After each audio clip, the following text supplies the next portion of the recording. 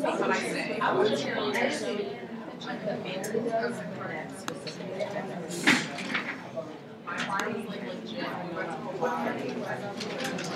Okay, guys, let's get started. So, little students, I told them they have to be just as well behaved as the big students. Now, mind you, they're in kindergarten, so you guys, no matter how poorly you behave, it might be like way better. Yes, they're twins. So they're going to be taking notes, and anyone who's having a hard time, see them afterwards for copies. All right, guys, I'm going to take notes. They're like, okay, so we're going to just see what we can do here. I've never had my kids in class before. Okay, so those who are freaking out, the exam's not the 13th. I got some emails like, oh, you said it's the 13th in the slides. No, it's the 12th. I made a mistake. It is at 10:15, so don't forget that. Don't show up at 3:30 or else you'll miss your exam, and that would be sad. Okay. Oh, wait, there was another thing. Oh, call for exam questions. Yes? Okay. So when you say semi-cumulative, what are you referring to? It means that, that things that have to do with what we're learning now that would easily be brought in from former lectures might show up, but I'm not going to give you a straight up SRP. So like anything that's relevant to a cell cycle? Anything that's relevant to cell Okay. cycle. Also call for exam questions. So if you have any exam questions that you want to submit to the exams Thursday, please get them to me by tomorrow night. Sorry. I think we'll be home tomorrow, is my guess, right? Okay. So this is what we've been doing so far. So we talked about how we study cell cycle. We talked about the different phases of the cell cycle, checkpoints, the regulation of cell cycle by CDKs, which is controlled by the availability of cyclins, regulation of cyclin CDK activity, phosphorylation, activating and inhibitory, CKIs, degradation via APC and SCF, all different mechanisms for regulation of cyclin CDKs. I would make sure I really understand all those things really well because that's pretty huge and applies to a lot of things. And then we spoke about regulation of S phase by APC and SCDK and why replication only happens once per cell cycle. We spoke about MCDK activation and mitosis and mitotic spindle assembly. And we also spoke about APC and regulation of apoptosis, and that's where we left off. So we started talking about separation of sister chromatids and at metaphase to anaphase transition and how that's triggered by APC. Right? So APC, the ubiquitin ligase, is activated by CDC20, and it degrades a whole bunch of things, right? One thing it degrades is securin. And securin is an inhibitor of separase, which is the enzyme that cleaves cohesins. Your cohesins are your proteins that are holding your sister chromatids together. And so you need to activate that prior to chromosome segregation in the anaphase, right? Then there's other things also that APC degrades. APC also degrades M-cyclin, S-cyclin, germinin. So I want you to be thinking about the different substrates of APC that we've spoken about and try to integrate that into the different processes of cell cycle that we've also spoken about. So how does activation of APC by MCDK, so remember MCDK is what turns on APC towards the end of mitosis. So how does activation of APC by MCDK create a negative feedback loop?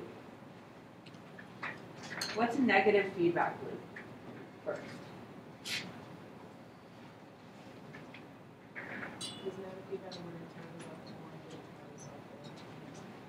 Negative feedback is when it turns something on that turns something off.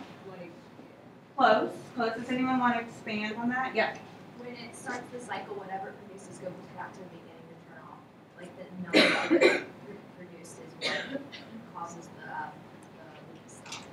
So when something that's produced goes back and turns its own process off. What else? Does someone want to add? Yes. When the stimulus, what am I trying Stimulus? to say? Stimulus when they oppose each other. When a stimulus Stimulus in the opposes output. itself. Yep. So something that stimulates something turns itself off. Yep. Same thing? Okay, yeah, so that's what a negative feedback loop is, exactly. So MCDK activates APC. How does this create a negative feedback loop? What does APC degrade that creates a negative feedback loop? So your stimulus, yes, you have something. M-cyclin, exactly, right. So M-cyclin activates MCDK, which turns on APC, but APC degrades M-cyclin, which turns off MCDK. So that's your negative feedback loop. So that brings us to, well, in a minute we're going to have a quandary about how to keep APC active after MCDK is turned off.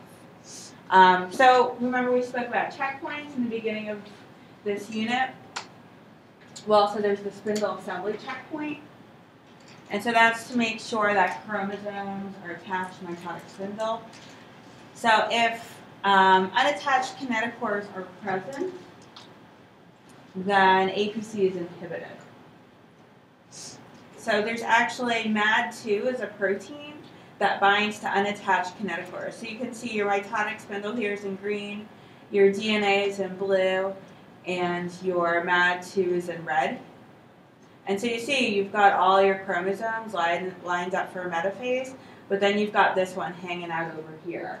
And so there's an unattached kinetochore in that sense by the cell, and so MAD2 then goes and binds it. And so remember, if a checkpoint is activated, what's the outcome on cell cycle? It arrests.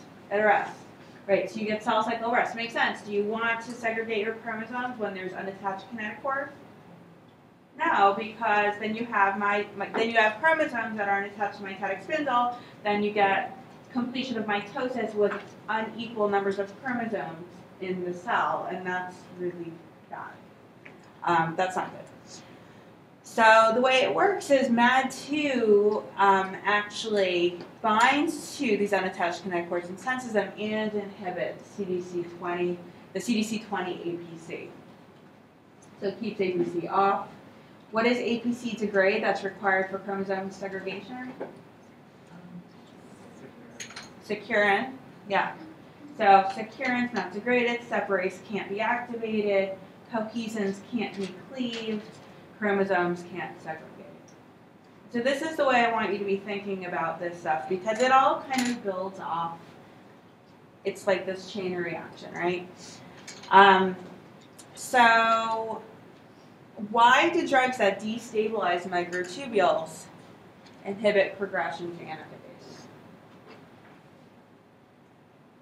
So remember we talked about Taxol, the cancer drug, or there were a number of drugs that were toxins also that destabilize microtubules.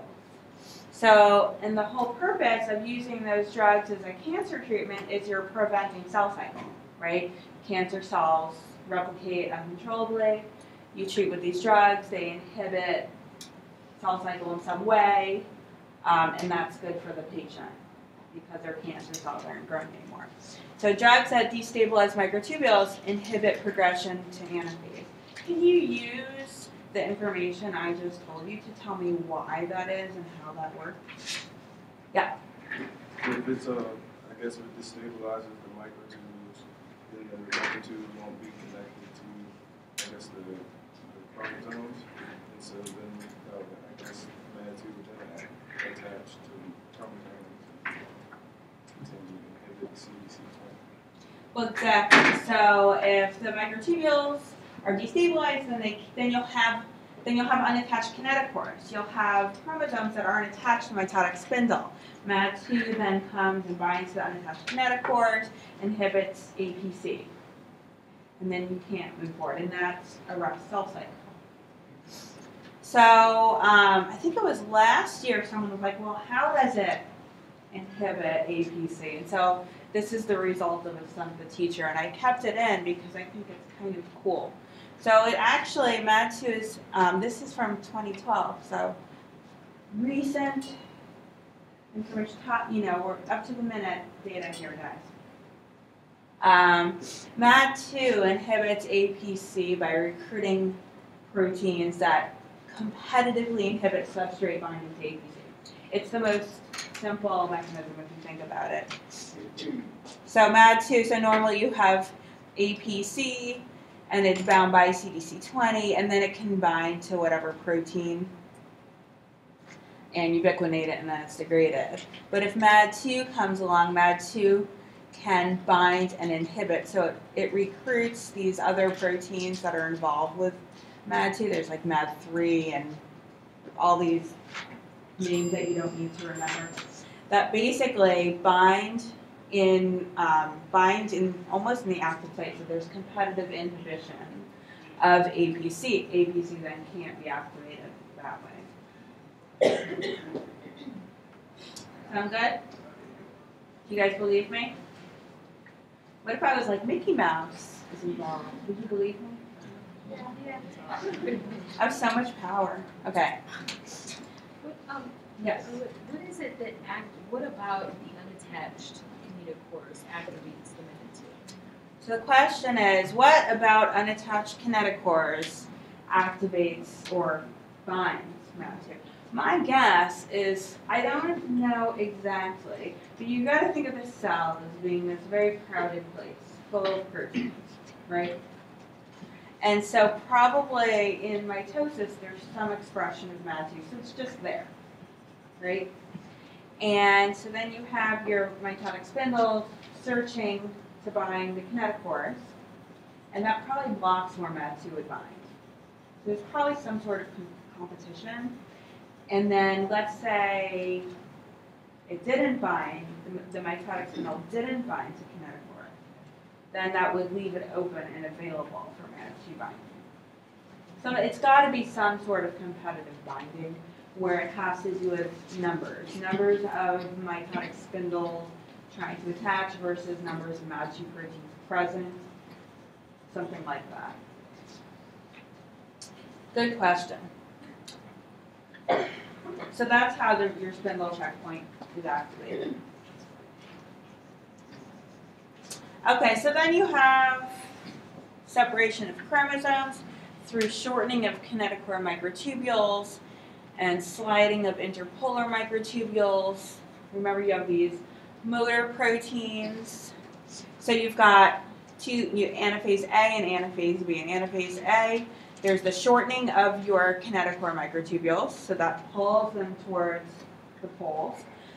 And then you have this sliding of the interpolar microtubules. These are the ones that are not attached to chromosomes, but have the motor proteins in between them that are walking in opposite directions.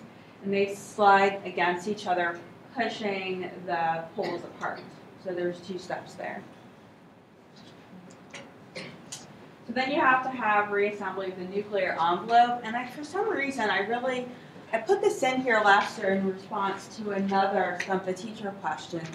But this is a pretty cool picture. It's just following the nuclear envelope as it reassembles during telophase. So in early anaphase, you have your chromosomes. So your DNA is blue. Here your microtubules are red. And LAP-B which is like a nuclear lamin kind of protein, which is a marker for nuclear envelope, because it's a protein that's in the nuclear envelope. That's in green. So early anaphase, you see your shortening of your microtubules. Late anaphase, you see them pushing apart. But notice your green. Here it's really kind of diffuse, and it gets more and more concentrated. See that? By telophase, it's this like dark outline around your DNA. And so that's that reassembly of your nuclear envelope around your DNA at telophase. Any questions? You have a question? Sorry, It's that's okay. what you said the green stuff was. The green is LAP2B, which is a marker for nuclear envelope. It's a protein that's in the nuclear envelope. So you can kind of follow through the end of mitosis from early anaphase to late anaphase to telophase, how you've got kind of this diffuse amount of protein here. And it's actually, in reality, what it is it's all the protein kind of being made in the ER. And then it kind of migrates into and becomes part of, because remember your nuclear envelope is continuous with your ER. And so as it reassembles, it kind of all ends up in the nuclear envelope. You can see that very thin outline around your chromosomes, around your DNA by telophase. Okay, so then we have cytokinesis. It always makes me think of a peach or a butt, right? What do you think, Sophia? Does it look like a butt?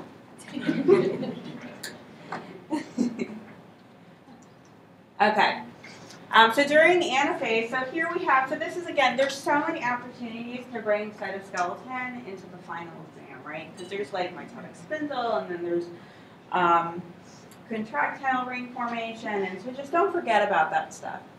So during anaphase, actin and myosin to reorganize to form the contractile ring. And you've got these remaining interpolar microtubules that are involved with regulation and formation of the contractile ring. So you have to think about it, like how does the cell know where the contractile ring should form, right? So there's got to be some sort of regulation there. And it seems like it's not completely known. Well, according to the textbook, it's not completely known, which means it might already be known if we look in the literature. But it says that definitely the microtubules, those remaining interpolar microtubules, are required for contractile ring formation. Again, some kind of communication between these different cytoskeletal structures. So you can look at actin myosin localization in cytokinesis, right? So here's your actin in red, and you see it's very concentrated right there in the center, so that's your contractile ring forming, and myosin also in the same place. This is the same picture, and it's just stained with two different colors. And you can see there's a complete overlap of the two. So assembly of a contractile ring is regulated by what mechanism? Who can give me some information based on what you already know about how this might be turned on, activated, what kind of proteins might be involved? Yep. Formins, right? So formins, remember those nuclear proteins involved with parallel contractile actin. Yep, formins. What else do you think? So formins are a big one. But what other protein do you think might be involved in activating formins? You can give me the family if you can't remember the exact one. I'm about to tell you, it's okay. I know, it's so easy to forget it all right after you take the exam, isn't it? Yeah, but see, I'm trying to make you remember it by using the exam. I was gonna say MAPS. Nope, MAPS, microtubules. Yep. What? Wait, that's it. Row. I would have called on you again, but yep, row. Exactly. So activation of row A triggers contractile ring assembly. So you've got your inactive row A and then some sort of row GAF which activates that, and that activates your formins, and it also activates your row-activated kinases, including ROCK, which phosphorylates your regulatory myosin light chain, which activates myosin 2.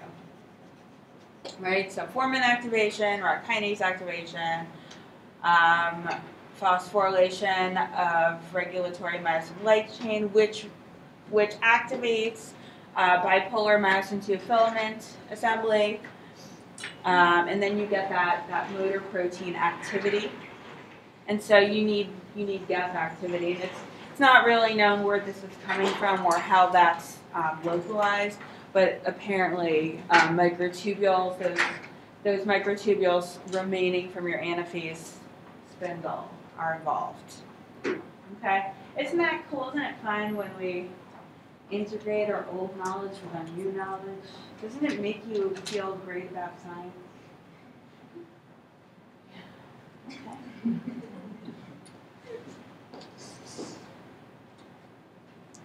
Okay. So we're done with mitosis, right? So then we need to go into G1. Right after mitosis, we go back around, circle into G1. So we're here, we're going here. And remember, you have activation of APC, and that degrades S and M cyclins. So keeping that CDK activity low. And so it's important to have very low CDK activity so that you don't end up going into S phase, right? Does that make sense? So in order to have a G1, you need to have low CDK, cyclin CDK activity.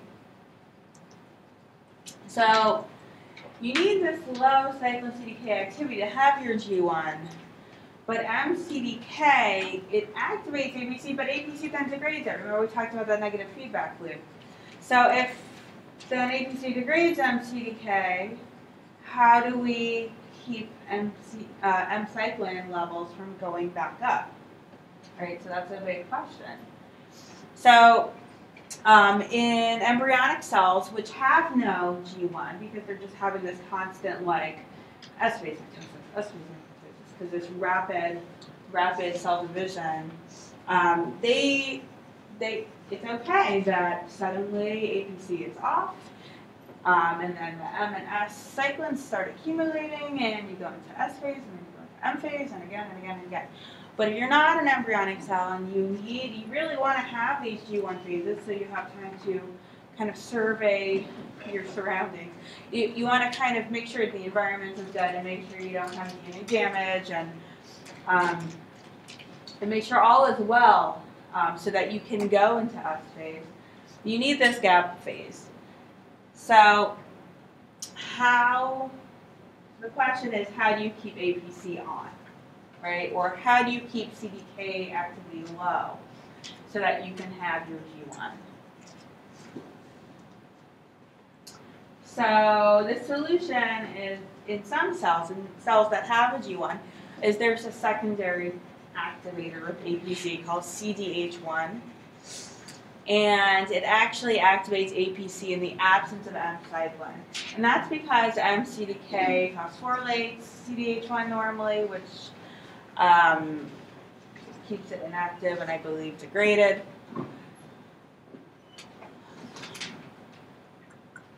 Give me 1 second. Okay, we're good. For a minute I thought I had the wrong version of the lecture. We're okay. Don't worry, guys. So M cyclin actually normally inhibits CDH1. And once M cyclin is degraded, then CDH1 levels come back up, keep APC active, and keep the M and S cyclins low, so your CDK activity can low, you can have your gap phase. And then there's two other ways to keep your CDK activity low, so you can have a gap phase, right? One is CKI expression. What are CKIs? Who remembers? Who's been studying? Yes.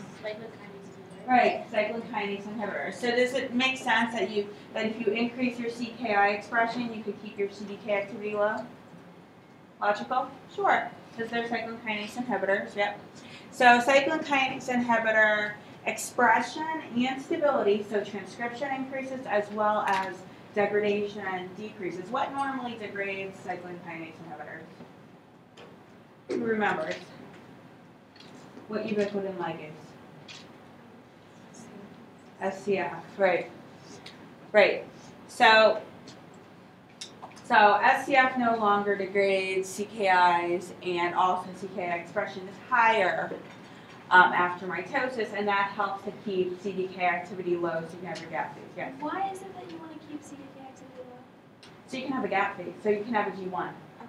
Yeah, because if you're, because remember, your cyclins are going to activate your CDKs. So if you don't have a way to keep cyclins low, then your CDKs will turn on, right? So if your M cyclin starts increasing, then you turn on M cyclin. If your S cyclin starts increasing, then you're going to turn on your F CDK. So then you're going to go boom right into S phase and F phase. So by keeping it low, you'll have that space for making sure the environment's okay and that everything happened okay during mitosis and that there's no DNA damage and you're ready to go in that phase. So MCDKs actually phosphorylate SIC1, which is a yeast CKI. You can think of it as just the equivalent. And phosphorylated CKIs are recognized by SCF. Remember, SCF recognizes phosphorylated substrates. And so when M cyclin is, that should be M cyclin, when M cyclin is degraded, MCDK activity is low, MCDK can no longer phosphorylate SIC1, and then SIC1 is stable and able to bind to and inactivate the S and M CDKs. Again, goal, keep CDK activity low. Okay, are you guys following? Yeah.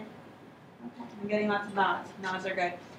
Okay, the other mechanism for keeping your CDKs off is just to keep M cyclin expression low. So one, you're degrading M cyclin to keep M CDKs off. The other is keep transcription low too, so that you get it at both angles. So M CDK actually promotes M cyclin expression, so that's kind of an automatic, right? So if M CDK promotes M cyclin expression, the fact that M cyclin is degraded and M CDKs are off, you're going to have low M cyclin transcription and translation. So that kind of is an automatic. So those are three different mechanisms for keeping CDK activity low so that you can have a G1. Okay? And that's important. Right? Kind of. Maybe. Any questions? Yes? You said embryonic cells don't have genes. Why is that? Embryonic cells, according to the textbook, embryonic cells do not have a G1, and that has to do with just their rapid replication. There's rapid cell division happening in those early phases of development, and so they just don't even have G1, so they don't have that CDH1 mechanism. So APC gets turned off fairly quickly because of the M cyclin degradation. And then you just, M cyclin goes up, and then you get right into, well, really S phase and then S phase. Yeah. Is that why there can be like birth defects and stuff like that because it's not regulated? Is that why there can be birth defects and trisomies and all that because it's not regulated? Probably, I'm no expert though to talk about it, to be honest. I'm sure that that rapid amount of cell division without those gap phases must have some effect.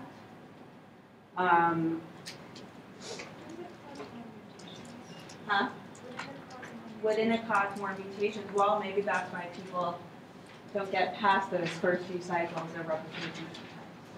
I mean, my guess would be you would have more mutations. You would have less viability sometimes. But if you think about the number of miscarriages people have, but I'm no expert to talk about this, so I'm not even going to venture to. Yeah. But usually, cell division is a really important thing to be regulated and happen correctly. And if it doesn't, yeah. That's something to think about. Yeah. How are we doing? Happy? Okay. So we just went through all of CDKs and cyclins and regulation and the whole cell cycle. And so now we're going to kind of go a little bit more big picture and talk about how signaling results in cell growth and how that works. So this is just the discussion question from inside the textbook, which I thought was really nice. A fertilized mouse egg and a fertilized human egg are the same size. But are an adult mouse and an adult human the same size? No. Guys, is a mouse smaller than a person? Yeah, see? They know. Right. So what factors account for that size difference, right? Right, so at some point, something within the mouse says, stop growing. And something within the human does not say stop growing quite yet, right? So it all has to do with cell growth, which is stimulated by growth factors. So these are proteins secreted by cells that bind to receptors and activate signaling, right? Cell death, right? So which is regulated by survival factors. So there are also proteins that are secreted that bind to receptors that say survive or say die. Or so they'll suppress apoptosis, or and cell division, right? So regulation of cell division and how frequently you divide. It's all involved with how large an organism or a tissue or whatever will become, right? So let's just talk about this for a minute. So mitogens are essentially growth factors. They are substances that stimulate cell growth. And they stimulate cell division by stimulating G1 CDK and G1S CDK activity. And so how does this happen? So you get the mitogen, that is something like a growth factor secreted by some other cell, binds to a receptor, activates a signaling pathway. And so this is where I say, it's not, just because we're talking about cell cycle, realize this is kind of all tied together. We've got signaling, we've talked about cytoskeleton, it's all in here. So if you had forgotten what RAS was, you might have looked at this, or MAP kinases, you might have looked at this and been like, oh my god, what's that? But you've learned all this and it's all familiar. So anyways. So you've got activation of signaling, which activates some transcription factor that goes into the nucleus, binds to some promoter, activates expression of a bunch of genes, one of which is MYC, which activates more gene expression, one of which is G1 cyclin.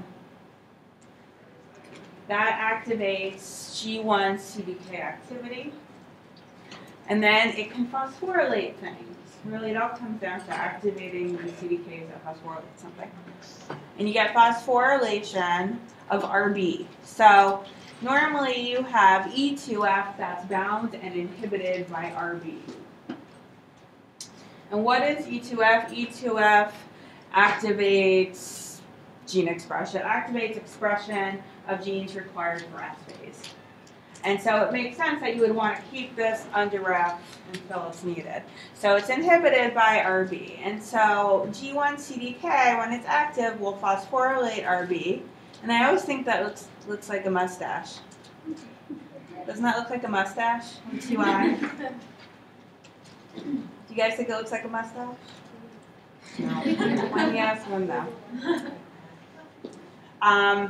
And so that liberates E2F, that then activates S phase genes, one of which is your G1S cyclin and your S cyclin, which will activate your G1S CDK and your S CDK, which, what does S CDK turn on?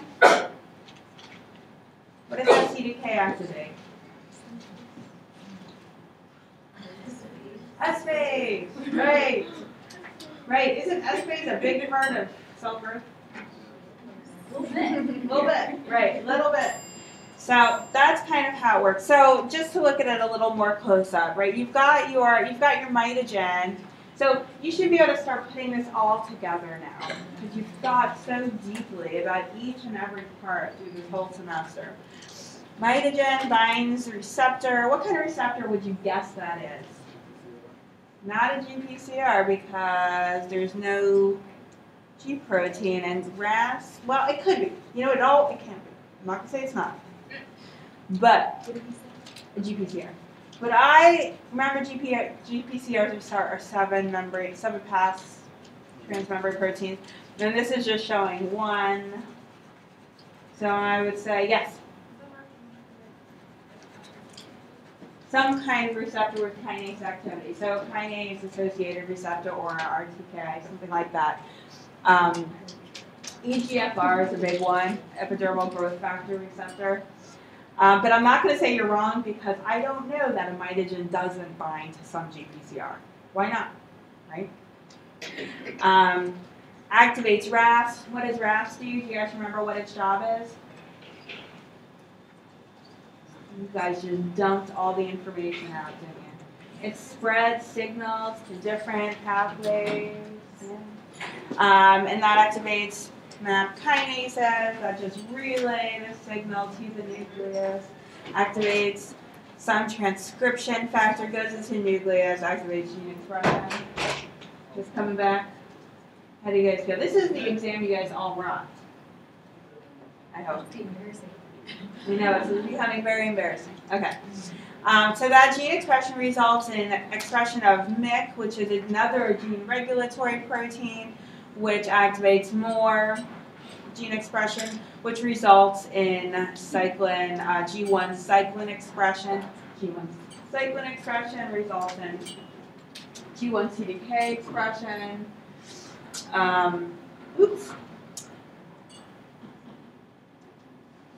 And then you have phosphorylation of RB.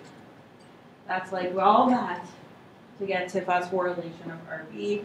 Then you get the mustache. And then you get E2F, which is active. And E2F is another transcription factor that activates S and G1S cyclins. So you get activation of gene expression. The cyclins get made.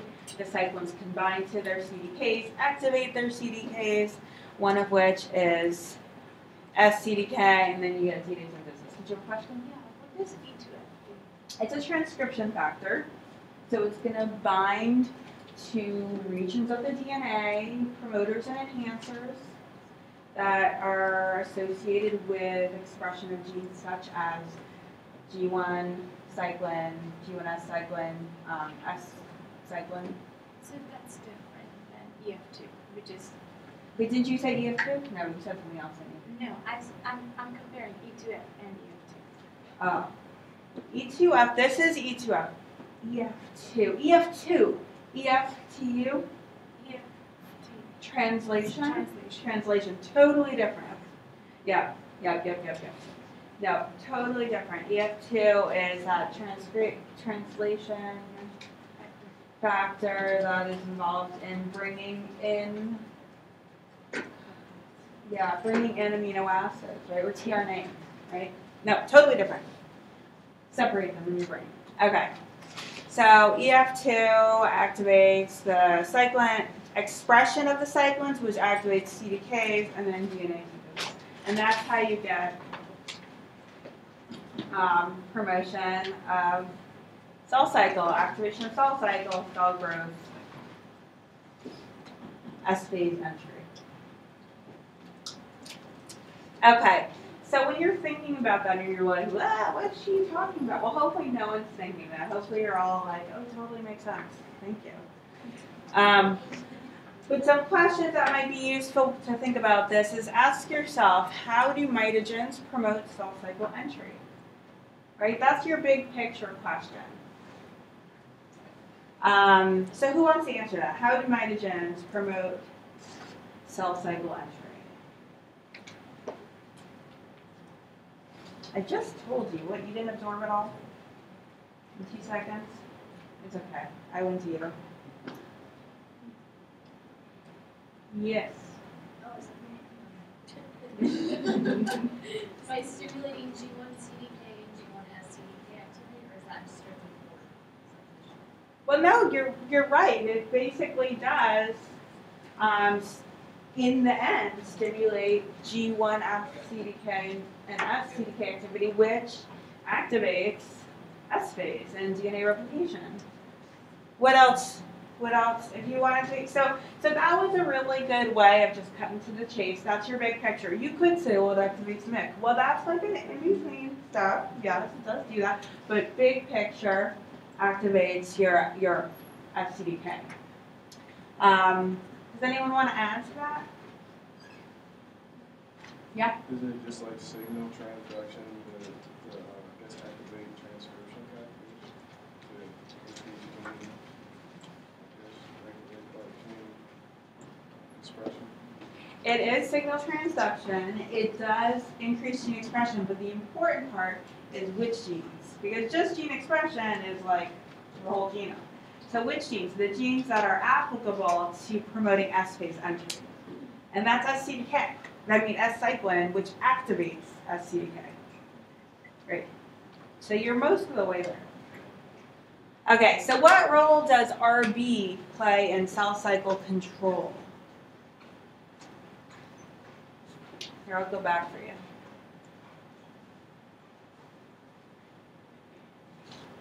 What role does RB play in cell cycle control?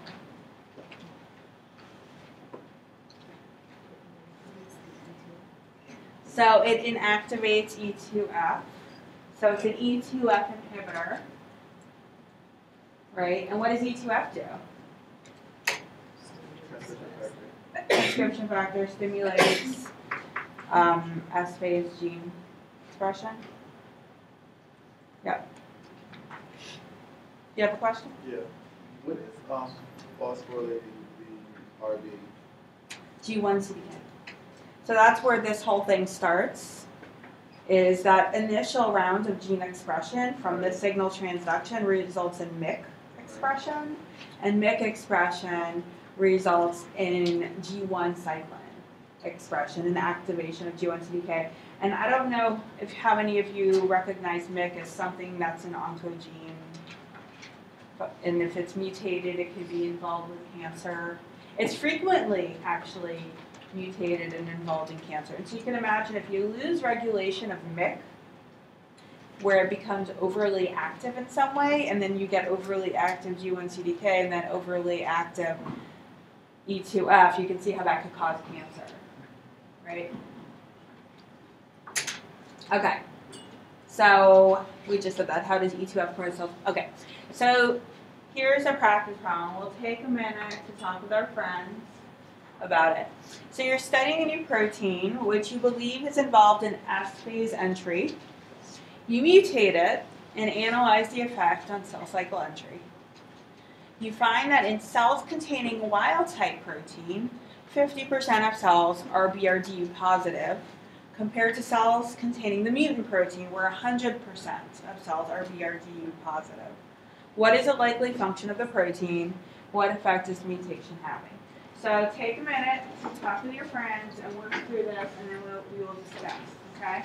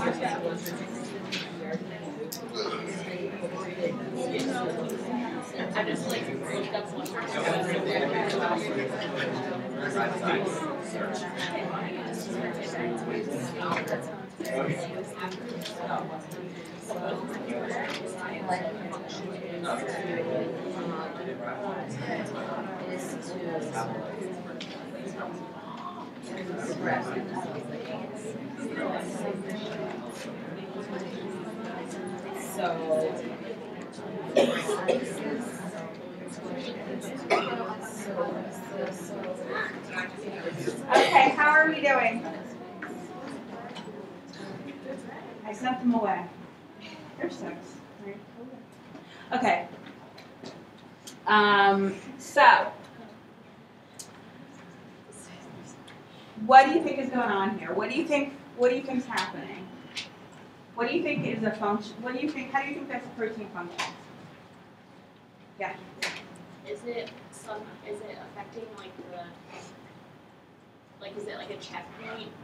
Something to do with the checkpoint, so it's letting them go through into S phase even though there's mutations? Is it letting, so some sort, okay, well, it is something that should be preventing entry to S phase. Okay, so you're right, so because the mutation, you saw 100% BRD. What does BRD positive mean? It's an analog from the binding to the, it binds to the. Right, so it's an analog for thymine, right? So it's a base analog. And so if you're BRD positive, what does that mean? You've replicated, so you've gone through S phase. So right, so something where 100% of cells are suddenly going through S phase, you got to think that there's nothing regulating anything.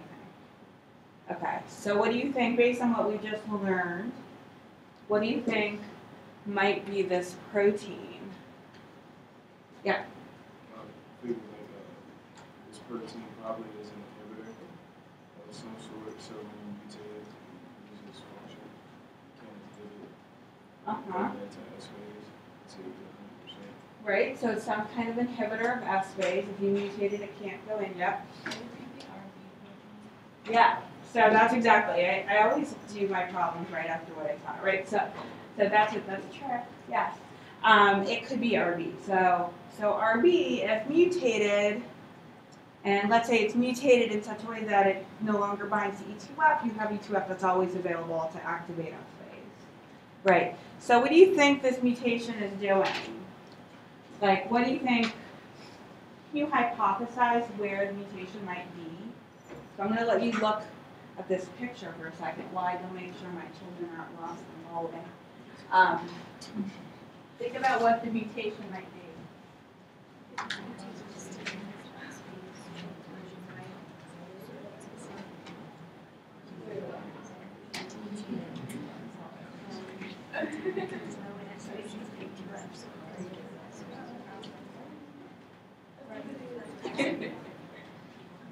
So, mutation could be So- that If the mutation is on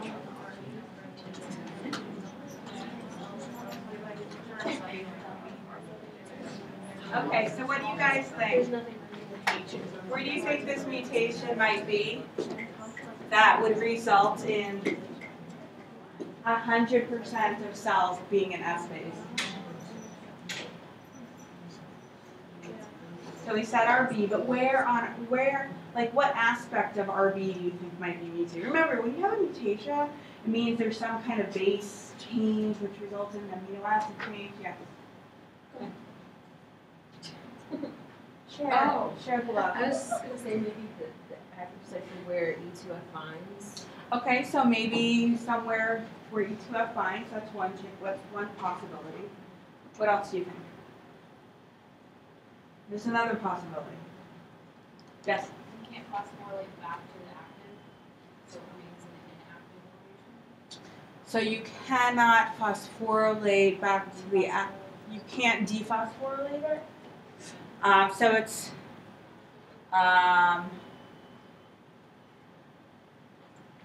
right. So if it's kept phosphorylated, so like where the phosphatase would bind, maybe something like that. Yep. So it's two things. One is like it keeps it in phosphorylated state, or it can't bind to E2F. Those are two possible hypotheses. Okay, good. Good thinking. Okay. So DNA damage is also, remember we talked about how if you have DNA damage and you might go into G0, right, and you're not going to go into S phase, that's your first checkpoint. So if there's DNA damage and it's detected, it'll result in stabilization of P53. Actually, it'll result in phosphorylation of P53. And that activates P21, which is a CKI. And a CKI is going to inhibit the cyclin CDK activity. And so, for example, if G1S CDK or S CDK is inhibited, your cell cycles are arrested. You can't go into S phase. And so that's how that works. When you think DNA damage, P53, cell cycle arrest, that's what's happening.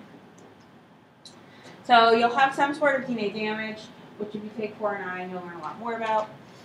From X-rays, let's say, have some double-strand breaks, and it activates the DNA damage response, which results in ATM-ATR kinase activation. Don't worry about that because we have not learned it. See me next semester. Check 1, check 2 kinase activation. So this kind of cascade of kinases associated with the DNA damage response. And the ultimate outcome is phosphorylation of P53. So normally, P53 is kept really low by binding to MDM2, which is a ubiquitin ligase. Right? So remember, we've learned about all these ubiquitin ligases, look, here's another. MDM2 binds P53 and constantly is degrading it. So it's P53 is always being made, and it's always being degraded. But when you have activation of P53, it really means P53 is being phosphorylated. And phosphorylated P53 cannot bind to MDM2. It can't bind to a ubiquitin ligase. It can't be degraded. P53 levels increase. And then they can bind to whatever regulatory region of whatever genes. In this case, P53 activates a ton of genes, not just one. But the example here is P21, which is the CKI that's going to inhibit G1S and S cyclin CDK activity. Is this similar to any other mechanism of signaling gene expression kind of thing that we've learned before, where you have something constantly made and it's constantly being degraded, and some kind of signal comes in and prevents degradation, and that stability activates gene expression? Do you guys remember learning about that? Huh?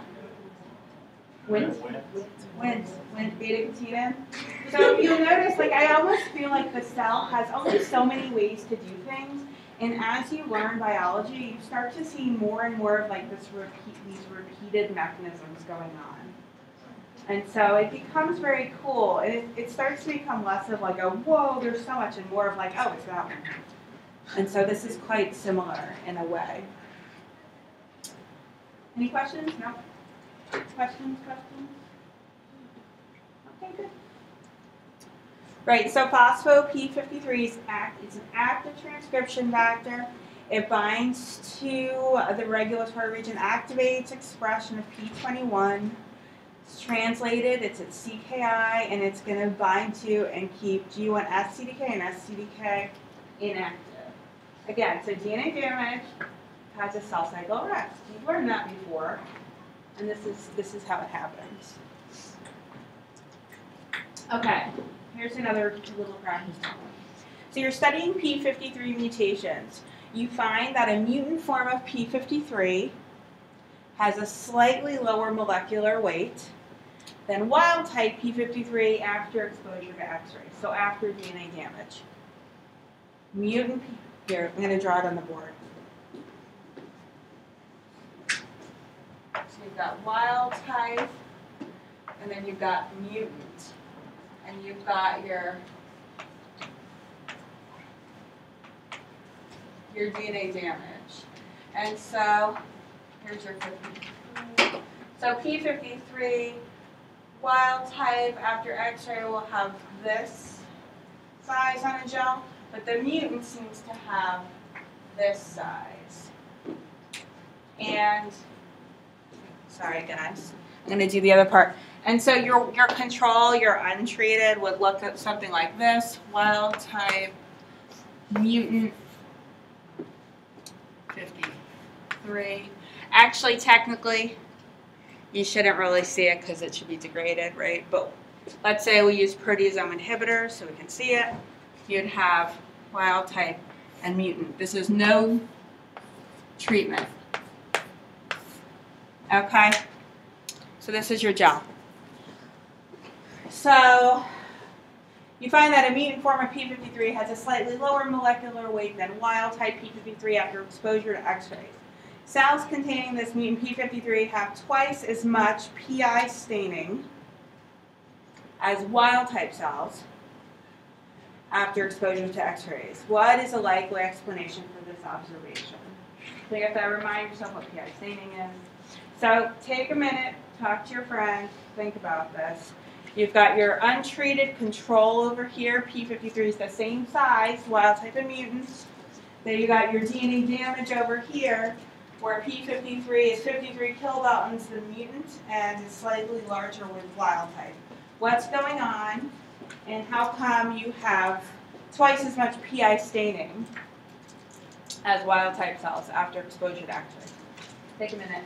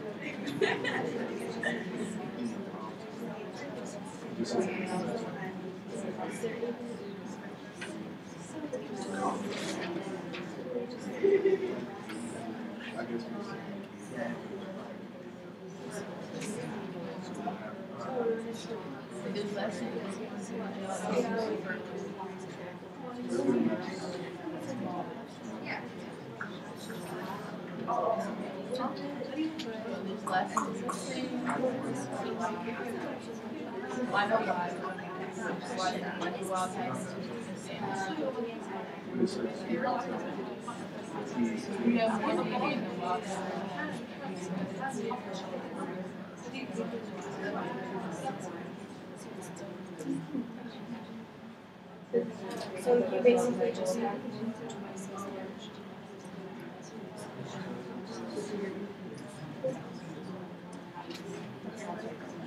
right, so your representation cells replicate the DNA, but they haven't split yet. So some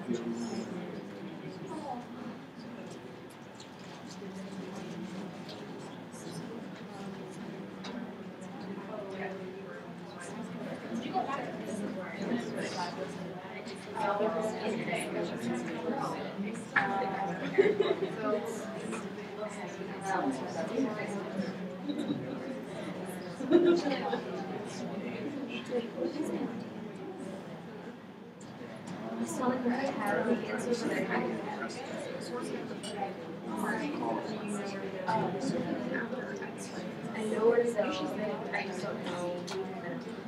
So no matter what, I'm gonna go back to somebody else. Okay, guys, I'm hearing from people are saying, I know, but I can't put it all together. How many people feel that way? Like they know, but they can't put it all together.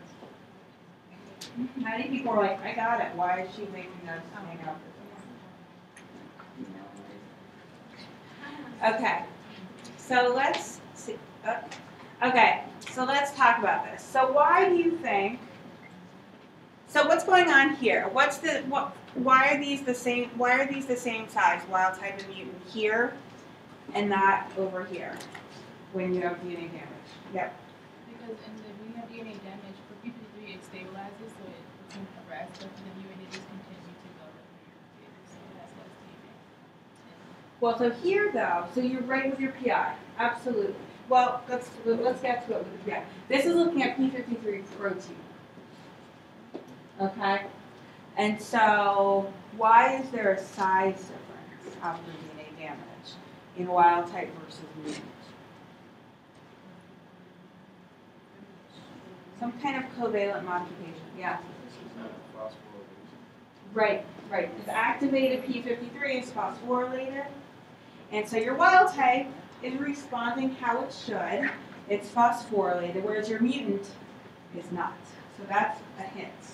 And so you're close on your second part, the second part. So then we talk, okay, so already you know that the mutation is the phosphorylation site. Because that's not happened. That's not happening. And actually in cancer, you have tons of mutated P53, and it's frequently these phosphorylation sites that are being mutated. Okay, so cells containing mutant P53 that cannot be phosphorylated have twice as much PI staining as wild type cells after exposure to X-ray. So what did you say before that I feel like was the answer? I said that it causes the rest, and then DNA damage in wild types. Right, okay, so wild type can't go through cell cycle, right? You can't go into S phase because you've arrested, because P53 activation causes cell cycle arrest through activation of expression of CKS, right? So you can't go through cell cycle, so you won't have as much PI staining. Whereas your mutants, which nothing is stopping them, you have twice as much PI staining. So let's just go back for a minute and try to remember what PI staining is. What's PI staining?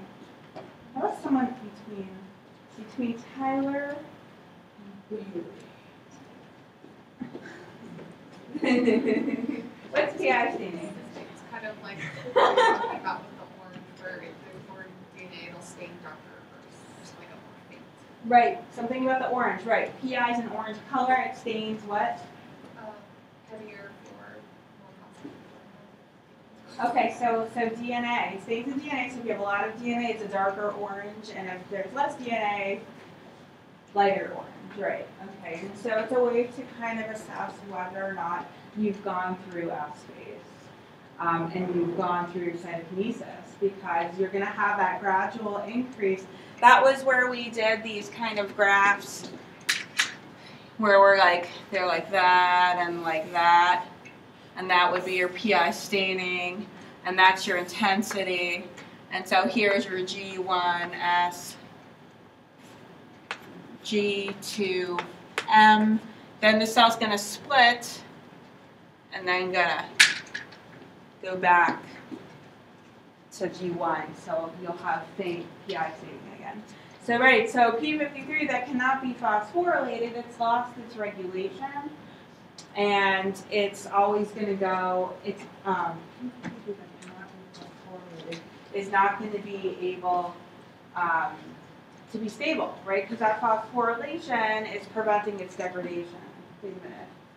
Cannot be, yeah. Phosphorylation is preventing its degradation. So since it can't be phosphorylated, it's always going to be degraded. It's never going to be able to increase enough to activate gene expression. Let's just quickly look at this picture to see what we're talking about. Right, P53 phosphorylation prevents interaction with MDM2, and then P53 can go activate P21 expression. But if this phosphate group can't be added because there's a mutation, then you're always going to be in this situation where MDM2 is binding, and then you get degradation. And so then you can't activate P21, you can't arrest cell cycle. And then you have promotion of cell cycle, which is the opposite of arresting cell cycle, right? Do you guys agree with me? Do you guys think I'm lying? It could be. You already told us it could be. It's true. It's true. That would be really weird, though, if they hired someone who just told lies.